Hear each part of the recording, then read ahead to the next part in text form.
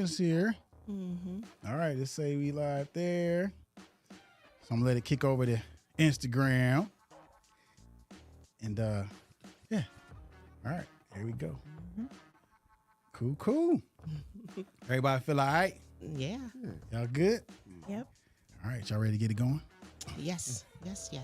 Okay. What's up, people? Welcome to Quit For What. I'm your host, Ramon Jamal. And I'm Kimberly Burnett. Kim is in the building as always. And we have two very special guests in the building tonight. Give it up for LaShawn and Free. Hey. Right. Hey, I thank y'all so much for being here. And this is the first time we've had two guests simultaneously. Oh, wow. You know what I mean? So we had to do a little rearranging, but we got it worked out. Yeah. So we thank y'all so much. You know what I mean? Thank you for having us. Yeah. Oh yeah, for sure. So let me tell y'all why LaShawn is here, okay? So LaShawn Taylor, she is the author of Are You Kidding Me? All right, I'm gonna show that to y'all. Okay. That's the book right there, okay? So it's about, they didn't tell me all this, and she is also the founder and president and CEO of the New You Kidney Recovery Support Foundation. All right. Yes. All that. I'm gonna read that again because I think I might. I think I skipped something. So let me read that again. So she is the author of Are You Kidding Me? I Had A Transplant. They didn't tell me all this. And the founder, president, and CEO of the New You Kidney Recovery Support Foundation. Yes. Yeah, I had to do that all over again because that's amazing. amazing. Thank you.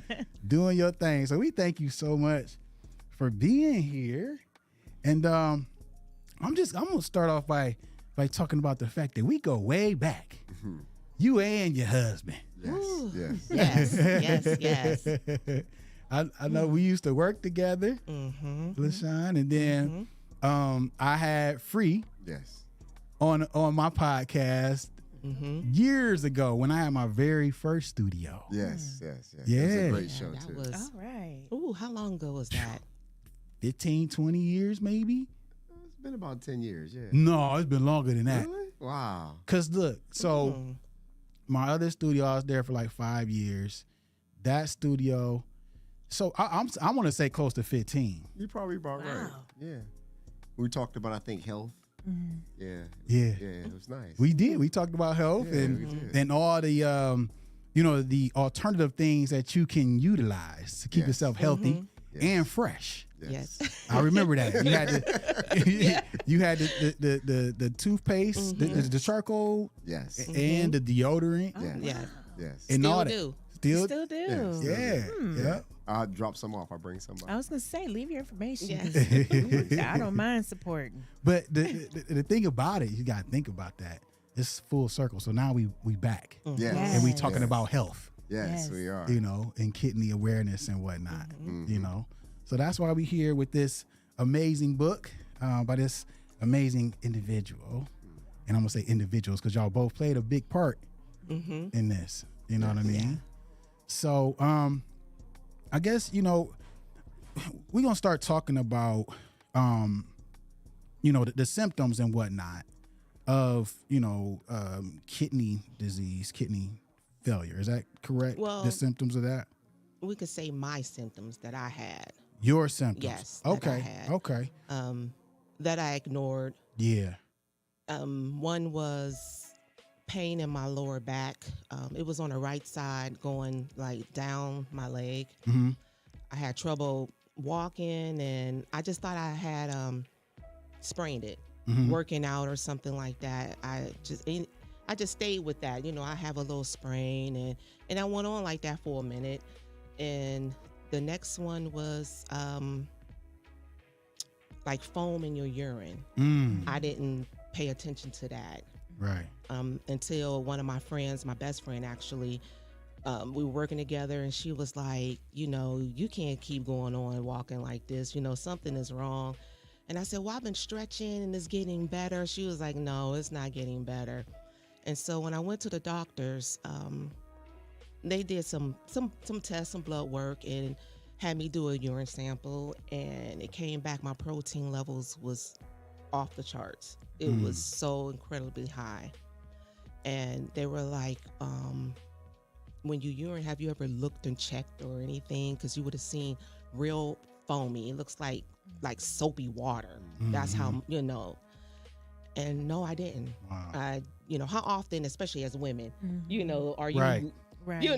it's different for a man, but you're turn around, look at, So that was that was two, of the signs for me. Yeah. So look, I'm gonna tell y'all coming into this conversation, I like all these emotions is going through me right now, right? So fear, because my dad went through he had a kidney transplant. You know what I'm saying? And happiness for y'all, you know what I'm saying? And some sadness, right? Because my father went through this and he wasn't around to teach me and tell me the signs and the symptoms that he went through. You see what I'm saying? And like to this, like we not talking, so I can't, you know what I mean? Yeah. So I'm happy that you're here to let us know these things. You know what I'm saying? Because the fear comes in because like I've been having low, back pain. You know, I actually just went to the doctor to get checked to see, and they did tests and it was like it wasn't, you know. But at the same time, it's like before I even knew you was gonna be on the show, that I was going through this. So thank you. Yeah. So the two things that you mentioned, was that it, or was there more symptoms that you ignored? That was it for me. It's some swelling. Some people have swelling in their legs or ankles. I didn't have that. I didn't even know. I went on for, it leads up to this. It's certain little things that happen that you might not even notice. You might not have any symptoms at all. So mine, I guess, was a slowly but surely, because when I found out, I was already at stage 3. Wow. Yeah, when I found out. I think body odor was one they mentioned. If you have like a excessive body odor and you're bathing, that could also be a symptom or sign. Okay. That Wow. wasn't for me though. Hey, but look, But it's that good. could be one, yeah. It's good to know. Yeah. It's good to know.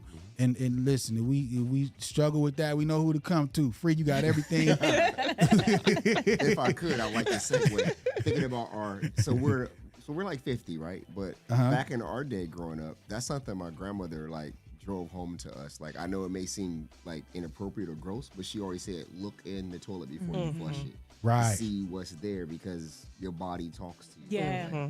Right? So I know it's not really something you want to do, but it's something definitely you can just take a peek.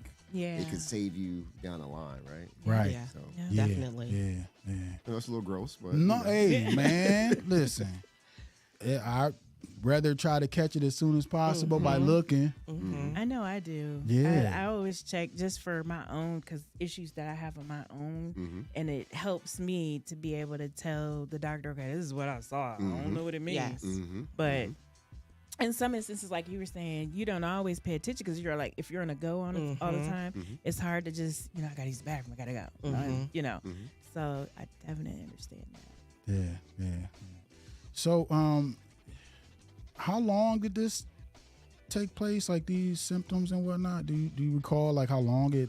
Well, for the lower back, that was just maybe, I'll say 5 days, 5 or 6 days, because I thought it was getting better, but every now and then I'm like, wow, this is uncomfortable. And I still was working out, so that's what I contributed to, working out and things like that. But I just had no clue, that could be something like that as far as kidney disease, because I've never, no one's in my family has it.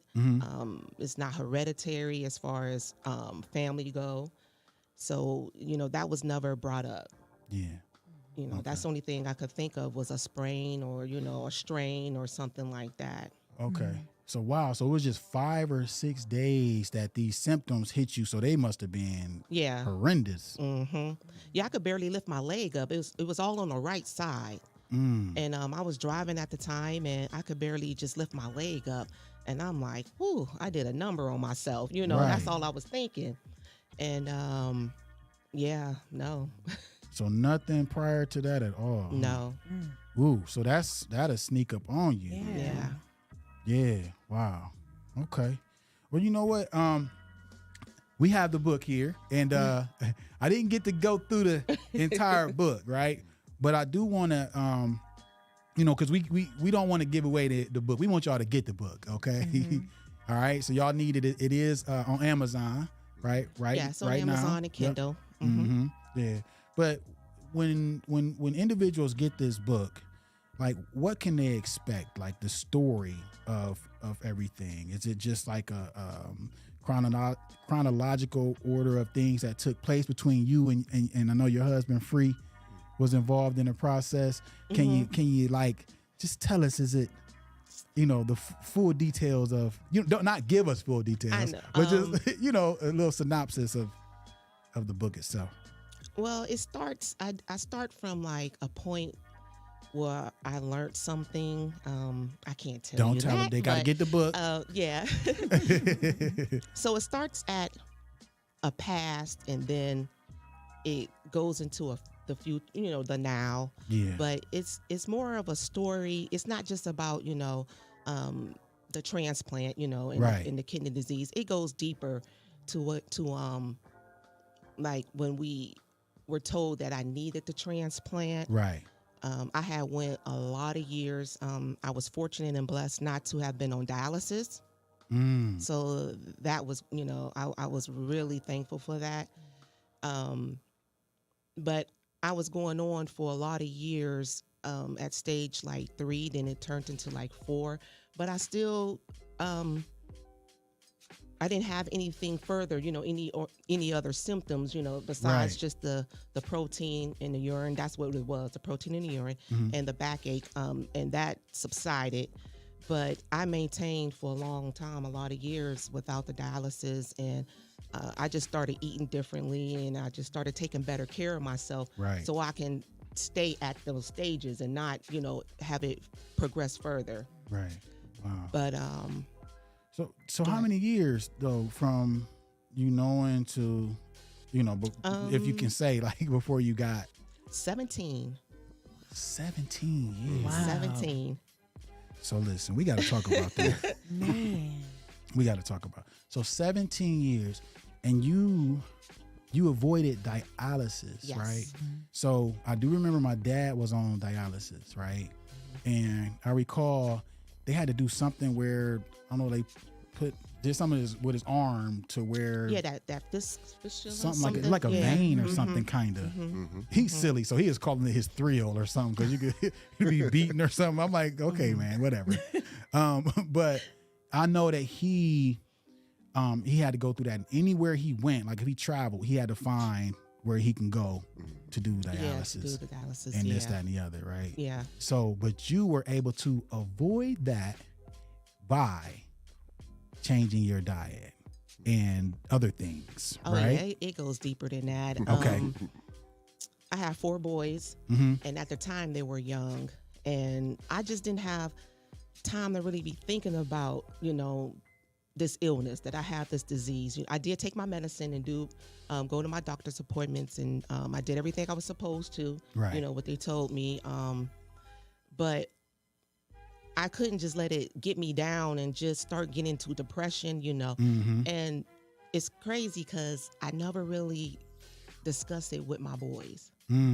Because I didn't want them to worry, Right. I'm raising them. I'm a single mom, and I'm like, I just don't want this weighing on them. Yeah. So I actually went about this, alone for a lot of years until I met my husband. Okay. But yeah, I just kept going, and I was like, no, Listen. I'm not going to let this just get me down and just beat me and everything. I'm like, no, I'm going to live. I'm going to keep going. And I just, from praying and just staying focused, I'm like, yeah, I got this. Yeah. Oh, wow. Yeah. You saying that I was about to quit for what? Yep. Yeah. Yes, absolutely. You just, figured out what you had to do to keep going. Right. Yeah, no, my mom didn't know. Nobody really knew. They just knew something was going on. You know, I said, I got a little kidney issue, you know.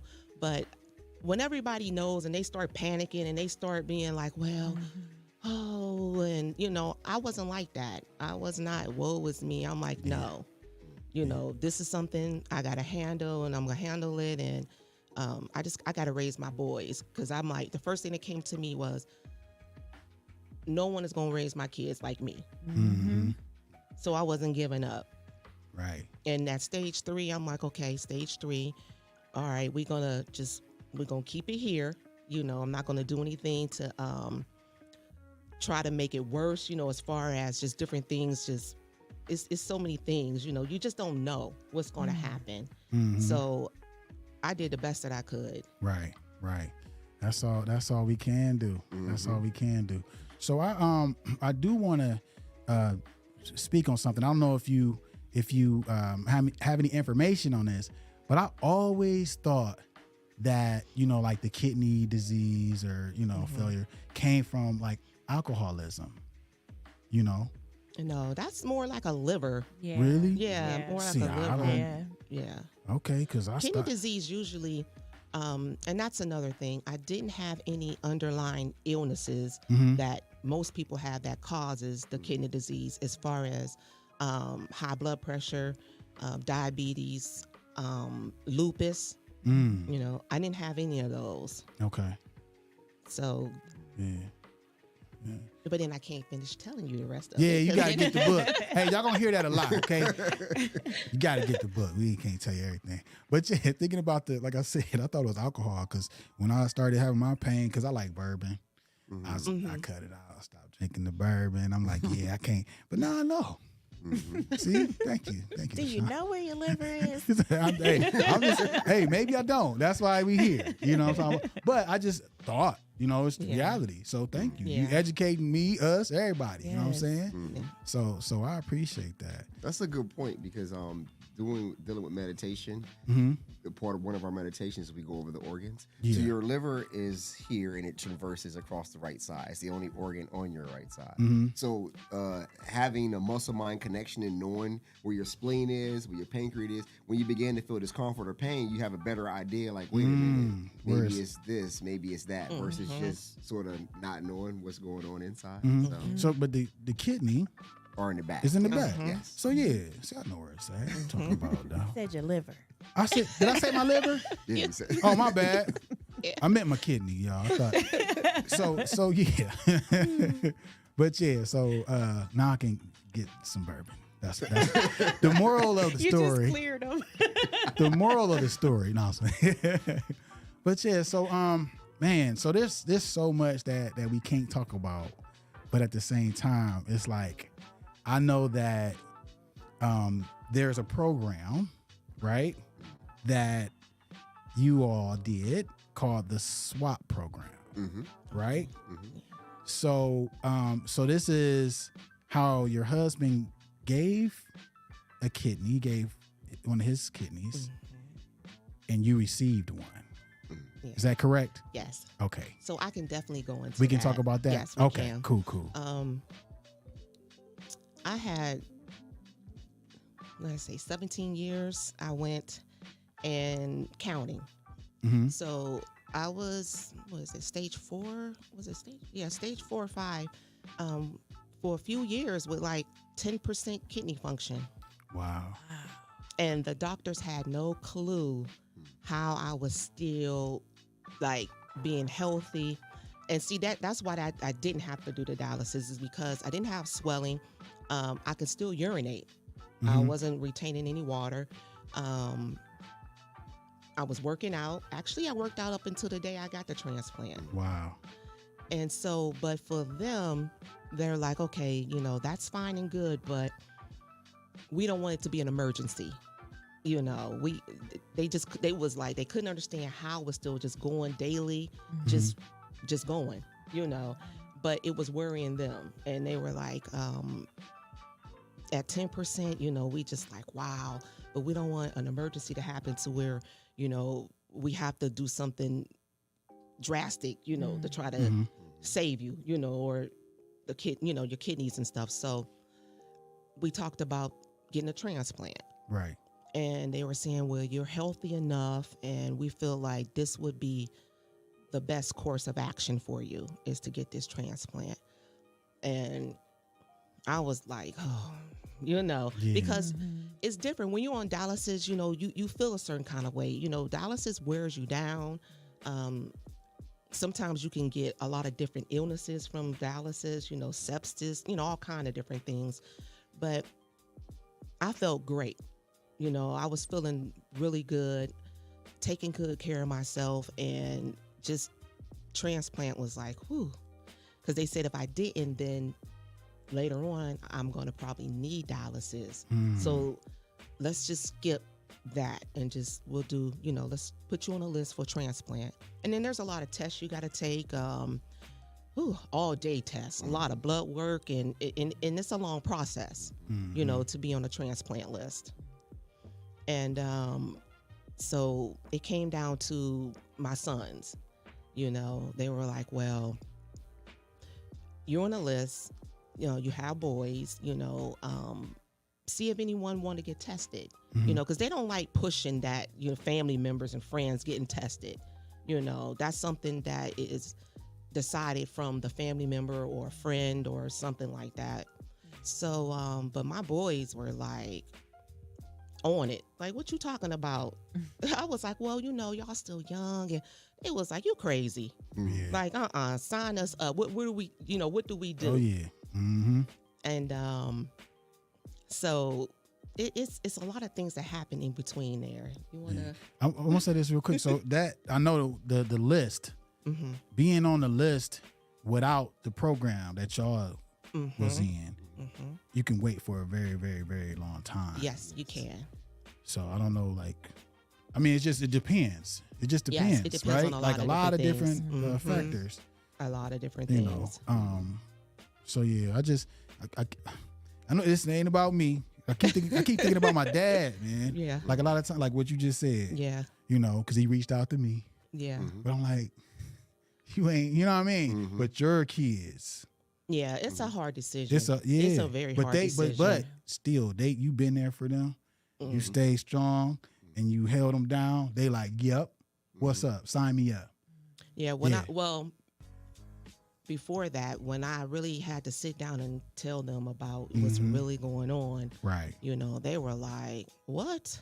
Yeah.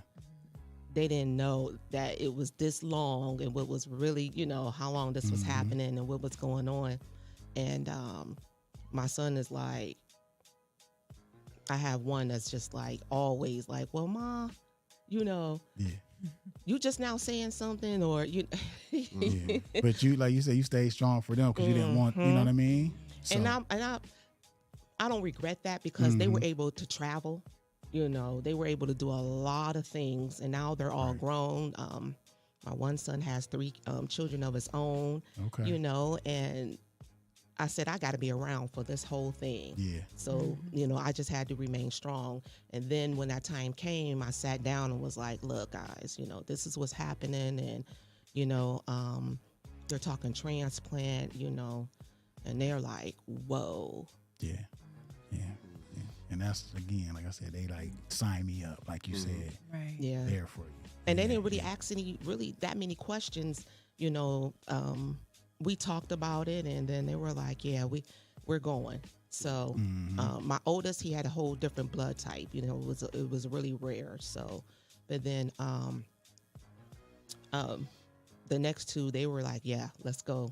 And then I have my baby boy. He's not a baby though, but I'm like, he's too young. I didn't want, him to go through that. So, and then my husband was like, no, I'm going to get tested. Yeah. There you go. But even though they did get tested, he was like, no, I'm about to do this. I'm the one. There you go. So there you go. But he can tell you his story on it. Yeah. So it's about being selfless. So I remember when we first started dating, I wouldn't say she was secretive, but I can just tell she was keeping something from me. And I didn't know what that was. I can sort of sense it was health related. And then one day we were sitting there. She said, I got to tell you something. And of course, when you hear that, you like, oh, you don't know what it's about to be. Brace yourself. Yes.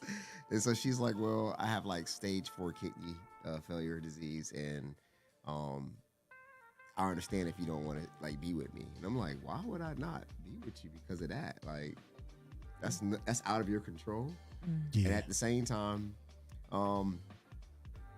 yeah, like what kind of? Well, I'm not gonna say that, but I couldn't just turn it away, right? All right, Like okay, right. like yeah, okay, yeah. So my cousins have a running joke like when we were kids, they would say, "Oh, Freeman's broken, take him back to the store." So it's like, okay, if someone's having a medical condition and then they have enough courage to tell you that, so I didn't feel blindsided or anything. I just felt like, well, that's tough. I can't even imagine what that would be like and how hard it was for you to come tell me that. Yeah. But that didn't affect my decision to stay with her. And so in that process of her telling me that, she didn't know then, but I made it my mind right then and there that if it came down to it, I would give a kidney for her. And I work with different people, and I have different relatives, and they're like, yeah, I don't know if I can do it. Like seriously? And they're like, yeah, I'm honest. I really don't know if I could do that. And I guess I get their thinking because once you do, you change your health status to where you may end up on dialysis or you may end up with kidney failure. So it is a life-altering decision to make, right? It's not something just to make lightly. But when I thought of it, and then I thought about the boys, I'm like, yeah, no, we're married. They still have lives to live. And then we're the same age. Yes. Okay. And so I was blessed. When I went to go get tested, the first, so it's 4 tests. It's like actually a lot of tests. It's like over 40 vials of blood. It takes literally all day. Yeah. But there are 4 tests they take for the matching process. The first 3 tests were great. They thought we were actually relatives because our DNA, and they say, I forgot the word they used, that when you're with someone for a long time, your body sort of meld, right? But then the 4th test, it didn't work out so great. But what worked out great was that I was blessed that I have 2 arteries and 2 veins going to my kidneys. So my body was built to stand alone on one kidney if something was to happen. Wow. So I do want to say one thing. Before we got to this point, we were together 10 years. yes. Okay. Yes. So it wasn't I like know the first people are like, couple years. I just meet somebody. I'm not. Hey, No. you're right. So we were together. The love set in. Yeah. That was that's it. And so Say the love set in. that definitely affected my thought process when I found that out. I took it as a sign from God. Like that's not because the doctor's like, that's not normal. Like that's very abnormal, not in a negative way, but like that's not normal. But at the same time, it gives us a different approach because you have a higher chance of being fine because you have 2 arteries and 2 veins, so your kidneys are they're gonna work, right? And so that actually, I already had made the decision, but that just sort of pushed me right along. Like, yes, I'm gonna go ahead and just do it. Right? Wow. And I think in the back of my mind, though, ultimately, what you think about, I have relatives in my family on both sides, mother and father side, who had health conditions. As I grew up, I saw them struggle with health conditions, and I couldn't for a second imagine her having a condition and struggling with it, and me just sort of being helpless to help her. Yeah. And so we prayed about it a lot, and everything just lined up because there was a lot of different things moving around, and then within a few months, everything just sort of clicked and lined up. And so it's definitely a blessing. I mean, it's just wild to think about the fact that y'all was a match. Like, Yes. come on. Yes. You know what I mean? Mm-hmm. Like, because that is the list, right? Yeah. But it was just up until the last test. The last test, yes. Okay. Yeah, the last test. And then it was, okay, now what do we do? Okay. Because the boys, they got tested and they were up until the last test also. And so it was like my blood was fighting everybody's blood. Okay. So do we just stay on the list? Do I just stay on the list and just wait? Or we had a second option, which was called the swap program. Right. The boys could have did the swap program. Actually, they wanted to. My son discussed it with his wife, and she was like, if that was my mom, hey, I would do it too. But once again, my husband was like, no, with the swap program, I'm eligible, I'll do the swap program. Okay. So that's now, how that happened. okay, Yeah. I get it now. Okay. Yeah, and we talk about the swap program a lot because I'm a big advocate for it. It's a lot. It's a lot to think about, but it's also something that a lot of people should really check out. Because like if you needed a kidney, and say for instance, you have a lot of family members or friends or something, and you're not a match, or they're not a match to you, rather. If they are a match to someone else, they can actually donate their kidney, give their kidney to someone, and they will get one for you. Like, he knows more about it because they don't really, when it comes to that, they tell the donor more than they tell like the recipient. Okay, so let's back up, because I was confused at first. Now I'm understanding, and we need for everybody to get this and understand. Let him, this. because they, you know what I mean? They really explained everything to him, because as the donor, they could back out at any time, and they really don't want you discouraged or knowing much, that's going on at that time. It's between them and the doctors and stuff. So I'll let him tell you exactly how it went. And so they have a privacy thing, but up to the point where you actually go into the room, and before they put you under anesthesia, they keep asking you this list of questions. And at any time, you can say, I changed my mind. And then they'll just tell the person that it wasn't a match, something came up. Right? Okay. It's like they're not going to fully disclose what happened. But the great benefit of the swap program is that, so when you do decide, it's the same day process. So if you decide and you guys say you're a match for someone and they have a kidney for your loved one or family member, like that same day, you both will receive your kidney. So it's not like you get the kidney, you got to wait for a kidney to come in. In our case, it was 7-chain took place. When I decided to step forward, it caused a 7-chain reaction where 7 people were able to get a kidney out of me going forth to get a kidney. Wow. So not only did she get a kidney, other people at the same time decided to step up. Because then their family member went on ahead and gave their kidney for somebody else. My kidney going to someone else, then that person's family said, okay, well, I'm going to give a kidney. And before you know it, 7 different people got kidneys. Started, So it's a great program for that reason. So that way, a lot of people benefited. So it really is community, right? Even though we don't know these people. And in most cases, they tell you that there's privacy, so you're not allowed to contact the people. They can send you an appreciation letter, but they want to keep everything separate because, as you can imagine, there's a lot of organ stuff going on around the world. So they want to make sure everything is above the board. But 7 people benefited from me deciding to go forth. And so it benefited 7 people, including my wife. So that's a great thing, awesome. Right? How long has this swap program been around? I think it's been around for a while. I can't really say, but a lot of people are just kind of scared to do it because, they feel like, well, if I'm not giving my kidney to my loved one, I don't want to give it to anybody else. Yeah. So, that's why a lot of people don't do the swap program. Yeah. So I'm gonna try to just break it down. So if you're willing to, if you have someone that needs a kidney and you're willing to give a kidney, even if you're not a match, you're basically getting ahead of the line. Yes. Exactly. By you still donating your kidney for somebody else, and then you receive one, like you said, the same day. Yes. So it's really, like I said, getting ahead of the line. So you don't have to wait if one of your loved ones does that. So that's, to break it down. And at the same time, as a donor, if you develop any complications, they put you to the front of the line for a transplant. So if something was to happen to where my kidney function began to fail, they would automatically put me at the top of the list for transplant. Okay. So it really is great, as you said, because I like the analogy. It puts you at the front of the line. And some people may feel that's not fair. They've been waiting. But when you have a living donor who's willing to give, because you also have cadaver donors, right, where people have unfortunately passed away. But of course, it's always better to have a living tissue donor.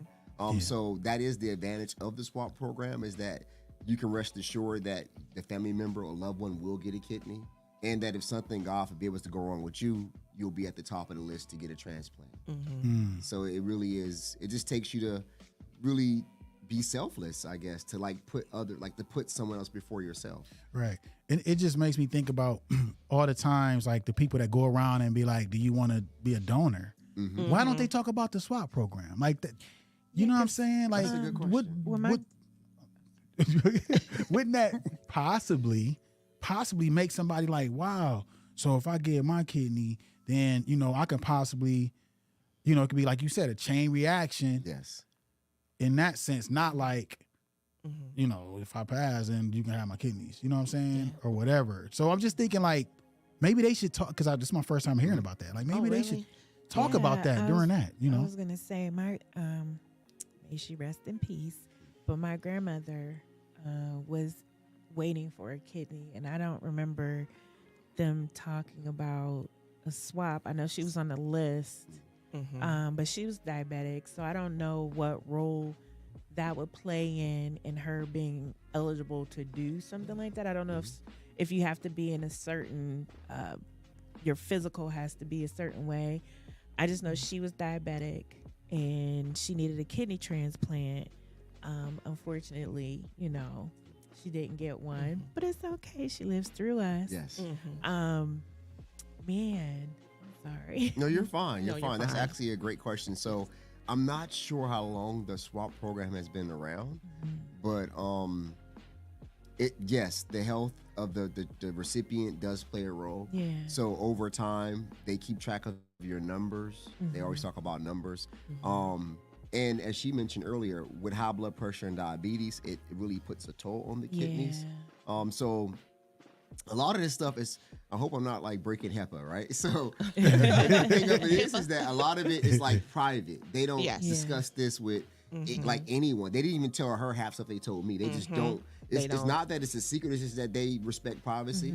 They just keep it amongst themselves, amongst doctors. But you're right. You brought up a great point. Just say hypothetically, if a person needs a transplant and another person is a little bit more healthier, their numbers are better, they're more active.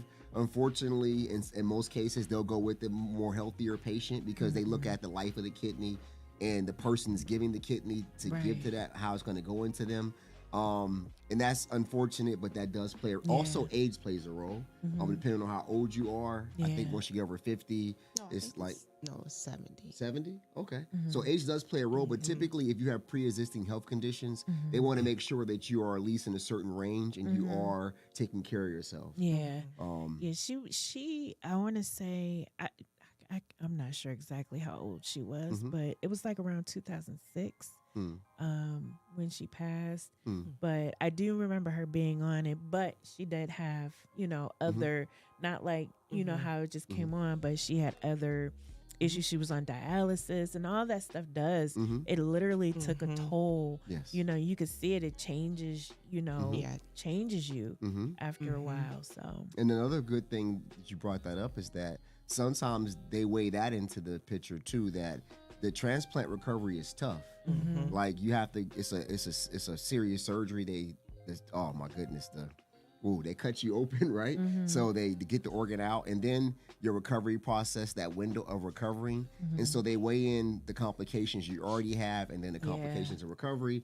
It may just be better for that person to go on dialysis than it would be to actually get a transplant. Right. So their main concern is your health. And for some people, dialysis is better than going with the transplant. But depending on your health and the way everything works out, the transplant is always the best option. So I can't give the book away, but I know at one point she had offers for cadaver transplants. And we were very appreciative of the offer because when you're a beggar can't be choosy type of thing. It just didn't turn out. Yeah, it didn't turn out the way we wanted. Out. And it's better to have living tissue. It's just better that way. And so when you said about the organ donor, I don't know why they don't mention that. Probably because of HIPAA, they can't mention that. Because it's like they're trying to promote and sway you into giving an organ. Versus if you, now I think once you agree to be an organ donor, then they probably can pull you behind closed doors and tell you, okay, we have a swap program. But to say that on the offset, it's like they sort of coerce you. So they're very stringent about not coercing you in any way to make the decision you make. You have to come forth of your own volition and say you want to do it. So no one can come to you and say, hey, they got a swap program. Like, well, who told you that? Right. Like, if it's no one from the swap program, they're like, well, you shouldn't even know about that because they feel like maybe this person is going to benefit somehow or they're talking you into it, right? Yeah. I don't even remember. Did we research it or I don't even remember how we even learned about it. The doctor told me about it. And then Okay, I he told told- you about it. Yes, So okay, so I the was doctor letting him know told how him. concerned I was. Okay. And he was like, I know you're really concerned and you want to go forth. And he was like, well, we have a SWAT program. He was Okay. like, so if you're really that adamant about doing it, we have a program. It's called a SWAT program. Here's some literature on it. And it definitely, as you said, will put you at the front of the list. And so I went with it. I think that's good information to know. That's And really good. yeah, get the book. You know what I Oh, mean? yeah. And I can say that someone actually walked in off the street. Mm. He loves that part. Yes. And offered to donate their kidney. Wow. Mhm. And they didn't they said they lived their life just selfless and just free and just, it was just I get chills thinking about it Yeah. because when I learned after the transplant that this happened, this somebody just walked in and and of course they went through the proper, being tested and everything, and they were a perfect match for me. Mhm. Wow. And they don't want to be contacted. Mhm. They just wanted to give. Wow. And not that it matters, but the person was pretty wealthy too. They were like set for life. So they had no reason to just Yeah. go into the hospital and say, hey, I want to give a kidney. Mhm. I don't want to discuss it. I made up my mind. I'm giving a kidney. And they went on with their life. Yeah. And they tell him everything. They didn't really. Yeah, and he was a perfect match for. So when that guy came in, the individual came in and he did that, they contacted me and was like, hey, we got a perfect match for your wife. If you still want to go forward, we can do this like immediately. Like we can get you in here Wow. within a few, like within 72 hours or so, get you up here. We'll have both you guys in the same hospital. You'll be in different rooms, of course, and boom. So it went. It went So quick. awesome. Yes, it did. God. Yes. Yeah, that's what I Amen. said. You're right about that. Yeah, it went. Right. Yeah, it You're went right about quick. that. Come on. And you're right. That is what it is. Because she wasn't aware of it, but like I had saw little stuff happening with her health and her movements, and I really was. So for like a week, I was praying every day, like earnestly, like this can't happen. Like I had a vision, and it terrified me. It kept me up at night, and I was like, please don't let this happen. I just can't deal with this, right? And sure enough, at the end of that week, I got the call, and I've been very thankful ever since. There you go. There you go. Man, we got a few more things to touch on. But like I said, I did read some parts in the book. Like I said, a lot of things came out. I didn't get to get through the whole thing, right? But we're gonna start off by saying this your first time being on a podcast, right? Yes. Okay, it's just something what I thought about is the day that you got your transplant. What day was that? August 3rd. What was I thought there was February 3rd. Oh, there I'm sorry. it is. February Okay, 3rd. say it one more time. Yeah, February 3rd. February 3rd. So I did get that part. And I don't celebrate birthdays, but that's my birthday. Oh, really? Oh wow. And so it's been a year, right? It has been a year. Yeah. So it's just some things that, you know what I mean? I was like, wow, You look amazing, by the way. Thank you. Thank you. All right. So look, I know that, like I said, we got a few more topics, and the APOL1 gene, is that what it is Yes. called? Did I say That's that right? deep. Yeah, Is it deep? that's really deep. They got to get the book. Well, no, we can go into some of it Okay. because I think it's very important, especially if you come from African descent, especially sub-Saharan West Africa. West African. Yes. Yep. A doctor from Nigeria came into my room and was like, we did biopsy because you have to get biopsies done. And should I go into? Okay, because I'm trying to think. Well, biopsies, I took like maybe 4 or 5 over the course of me having the kidney disease, and no one can find out how I even got kidney disease. Pathology. There's no reason why I should have kidney disease. There's nothing ever came up with the biopsies, and they do biopsies on the kidneys, and a lot of blood work, but they couldn't figure out like why. like why or how. And so she comes in and talks about this APOL1 gene and how I did a ancestry test a while back, and and it was saying it shows I was like 60% sub-Saharan West African from that area, and it's something. It was so long ago, but it's a gene that they carry, and it was to protect them from something called sleeping sickness. Sleeping sickness. Yeah, like if it was from a fly or a mosquito that would bite you and then give you this sleeping sickness. And so this gene, I guess it just evolved, Mutated. and to protect them, Wow. So over time, if it's not activated or need to be activated, it's a lot of science behind this. A lot of science. I'm still looking at it right now myself, and it can cause kidney failure and disease. And most, I think it's like 45 or something. It's a large percentage in African American people that's from African descent and Caribbean and different areas. So they want me to get that test done to see, if that might be the culprit.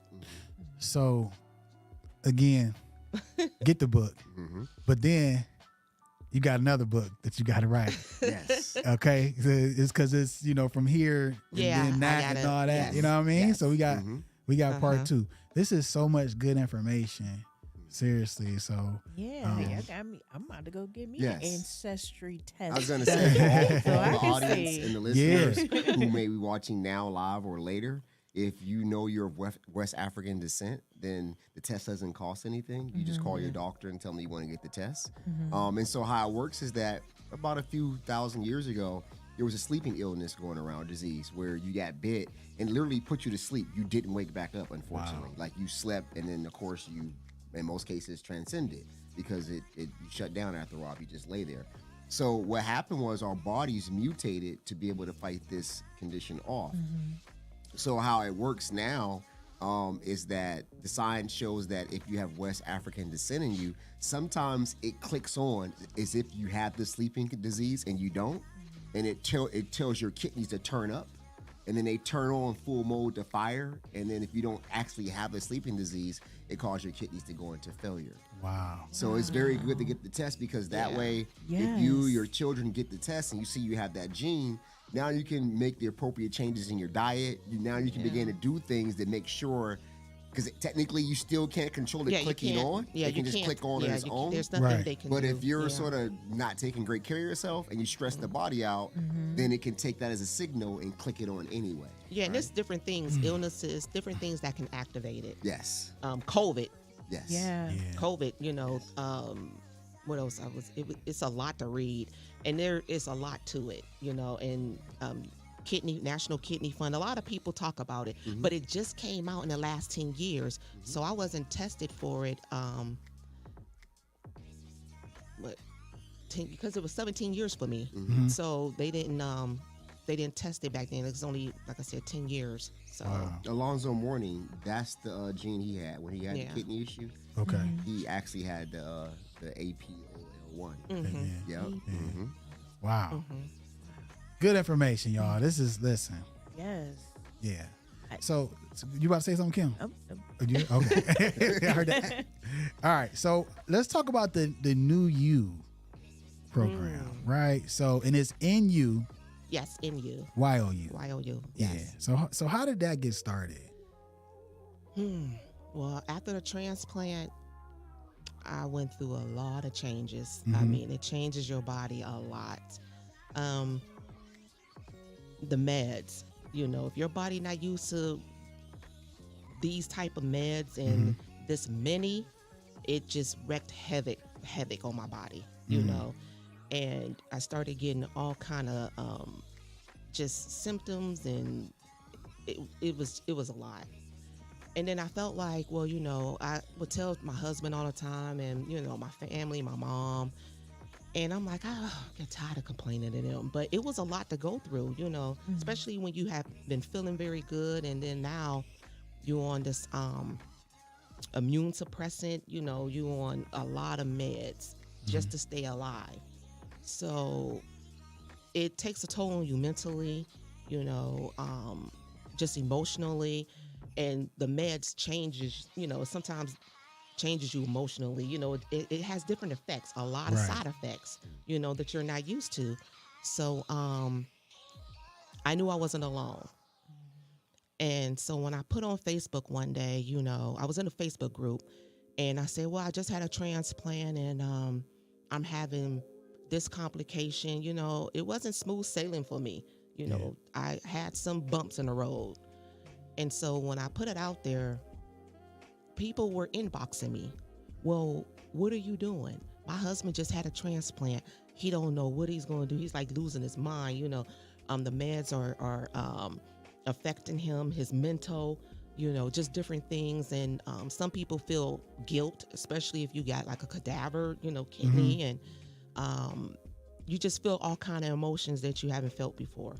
And so people kept reaching out to me, and I said, wow. So then I tried to find support, and where I was looking at, there was none, and wow. I thought it would be. You would think, yeah. Yeah, I thought it would be, but that wasn't the case. So I told my husband, I said, I got to do something. I said, it's other people out here that need to talk about this, and we need to do it in a group, not just on Facebook, people inboxing me. And, I'm like, no, we need to talk about emotions, feelings, what's going on with us, And I thought about myself. I said, well, I have a new kidney, a new chance at life. This is just, I'm gonna live the best way I can, and this is a new me. There you go. And I was explaining to people on Facebook, I'm like, this is a new you, and you have to get used to the new you. Right. Even though it's difficult, but we're gonna get through this. And then I'm like, yeah, that's it, new you. And then the kidney recovery, because we are recovering. Yeah. So I said, I want to form a nonprofit, and I'm going to name it New You. And I want people that had post-transplant, kidney, to join me. Yeah. Let's sit down. Let's talk about what's going on. Let's help each other. So that's what I'm like, I know our family probably, they love us and they're going to listen to us. But, you get where you like, okay, I'm having a bad day. I done told him I'm having a bad day, and he's like, I know you're having a bad day today, aren't you? And I'm like, yeah. But he didn't have the transplant, so he can't really understand, what this bad day really entails. It's a lot of things going on. So just sharing it with someone else that had a transplant, it was refreshing, and it made me feel so much better. And so now we have in-person group support, and it's in Barberton. Yeah, I got it going quickly. I said, this, we can't wait. That's it. Get it going. Yeah, I got this going. We can't wait. Feeling like you're alone, especially when you're going through something and you feel like nobody understands and you're by yourself. That automatically opens the door to depression, right? And depression is not a great thing to get, because you can spiral. So no one likes feeling alone. So to know that there are others who have your back and who got you, and they can actually relate. As she said, I'm always there, but I donated, but I still don't. So she has a new kidney inside her body, right? And she has to adjust to that. So, I just got behind her. Like, I think it's a great idea. And if you're going through this, and I mean, she got like hundreds of inboxes within days. And I'm like, well, if it's this big and it's a lot of people getting transplants and there's really nothing there for it, then yeah. And so she had a vision. She don't talk about it, but God gave her a vision. And she's just following that vision. So. I mean, different states, they have support groups, and but here in Akron, Cleveland area, I couldn't find none. And I looked. That's the first thing I did when I started feeling not myself. I said, I gotta find something. So I was on the hunt, and I started asking my doctor, and I was looking around, and I couldn't find that exact what I needed for post-transplant. Yeah. So it was a lot for people that was on dialysis, or that just kidney disease, different things like that. But I couldn't find some like after the fact, So you created it. Yes, I did. Yeah, that's what's up. You needed it. You found a need, and other people need it as well. So I'm pretty sure there's other people that's been searching. Yeah. So now we have. Yes, we do. New you. And I see you got merch as well. Yeah. So people can support, right? Through the book. Yes. Purchasing of the book on Amazon, y'all.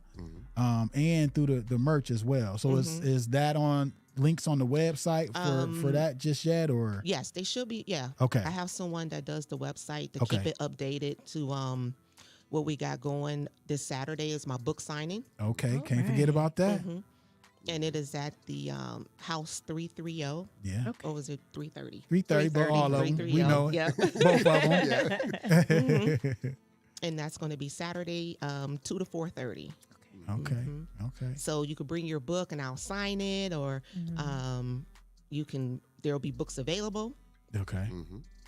And also to segue in, one part about the transplant that's not discussed is that you're without work for like 3 to 6 months. You can't go back to work. So we both were out of work. And there were different agencies that we signed up for to get funding and money. Unfortunately, it didn't work out for us. And we had a little bit, we scraped up that we were saving, so we got by the skin of our teeth.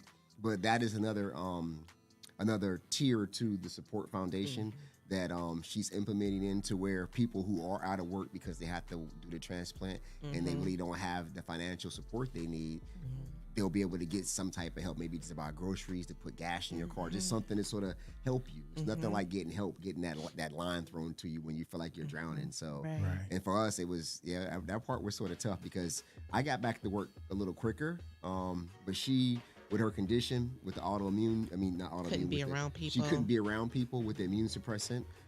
So she was off for over 3 months. And so, yes, that's another avenue, or another branch that the foundation is going to offer, is that those people who do have post-transplant, who've been at home, who some people can't go back into the workforce depending on some people, because everyone's different. You have personal difference. Some are going to have to stay at home and work from home because they just can't be around other people. Right. So financially, it's going to help to have. So if it's just 1 month that we can help, so that's what we're leading up to. My family gave us a fundraiser. Yes, so they did. We were very blessed. Yes, we were. Yeah, to have family. Right. Yeah, they gave us a we fund. did. I forgot about that. There's some people that are by themselves. Yes. And then like he said, you can't go grocery shopping. You're trying to get, it's a lot. You can't be around people. So that is one of our goals and our visions, is to help, even if it's first month's rent or something.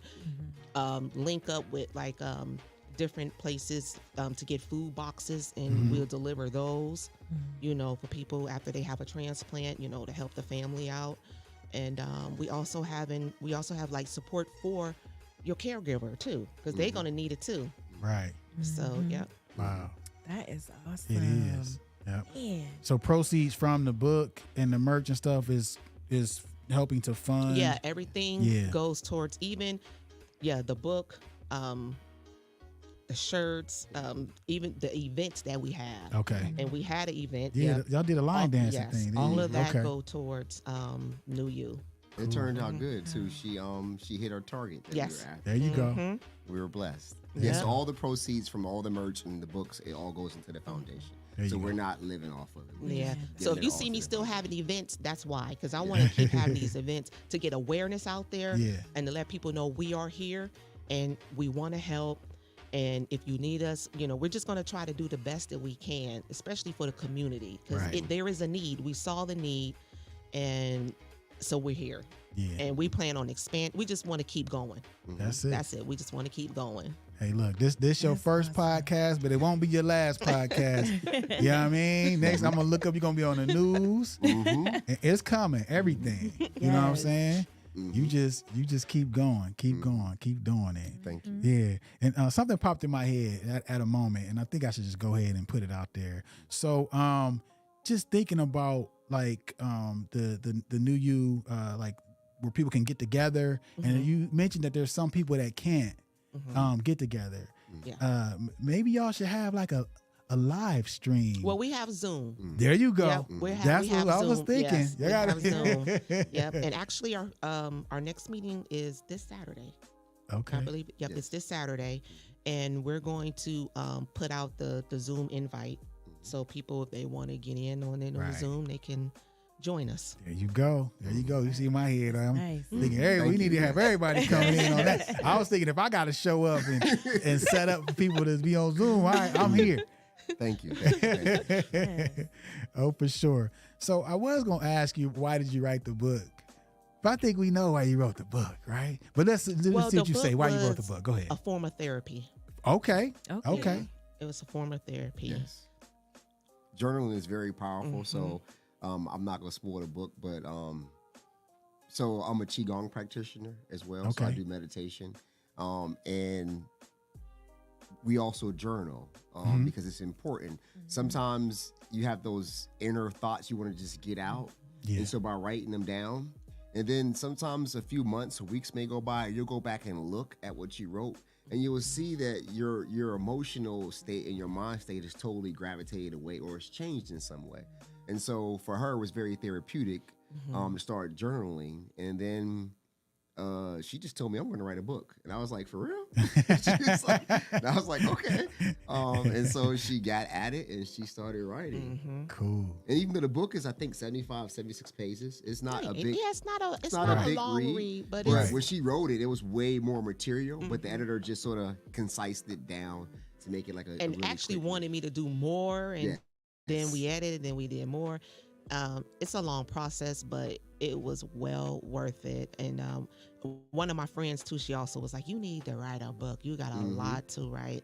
So even though it's small, it's very good, very good. And we have to talk her into writing another part Right. to the book. That's all I was about to say. That's Yeah, what and I I said. knew it was good. My mom was like, cause that's my biggest critic. My mom will tell you, look, Keep it real. She don't pull no punches. yeah, my mom don't. But she's in Youngstown, so I took her the book.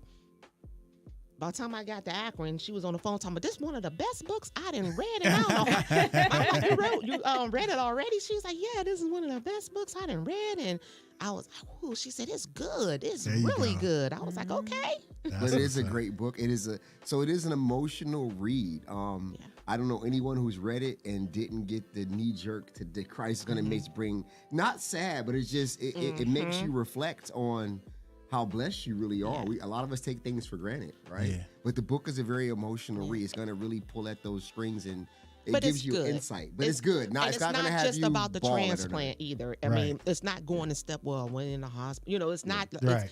It's totally different. It's just different. It's a lot of people say this is not what I expected, Yes. and that is why it's so good. Because a lot of people are like, well, I haven't read it yet because I'm thinking you think it's gonna be, I'm like, me, but it's No, it's not with nothing respect. like that. It's not at all. No. It's That's really a what's great up. read.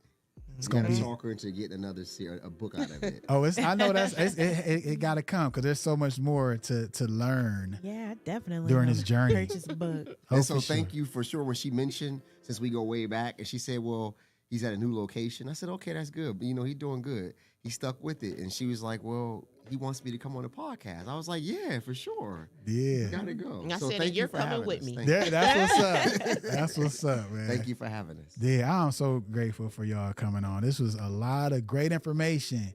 Man, I mean, this episode will be up for people to come back and watch. And, Okay. they need to see this because it's a lot of good information for sure. And I thank y'all so much. We went over a little bit, but that's okay. That's all right. But yeah, look, y'all get this book, okay? I'm telling you right now, it's going to be a bestseller. You heard it here first. Yes. Okay, you heard it here first. And don't forget, LaShawn is having a book signing this Saturday at House 330 or House 330, however you want to say it. Right. And the time again is 2 to 4:30. 2 to 4:30. All right, cool.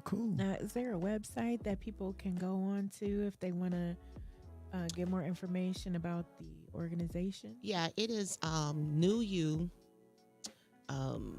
kidneysupport.org. Okay, cool. And we'll make sure that we put all the links to everything, Okay. on our page as well. Thank you. Okay, all right. And the book is on Amazon and Kindle. Amazon and Kindle. Yes. There I you was gonna go. say somebody just asked. They did? Okay. Oh, okay. Yeah. I see Zuki on. Yep. So Amazon and Kindle. Cool. All right. So that's it. Anything else you. last minute you want to share? We good? Thank you. Good. We good. All right, Kim. Nope. We good. It's all good. All right, y'all. Listen, everybody who watched live, everybody who's going to watch later, I thank y'all so much for joining us. I'm going to leave y'all with this as always. Do what you got to do to make it happen. Don't give up. Quit for what? Until next time. Peace. Bye.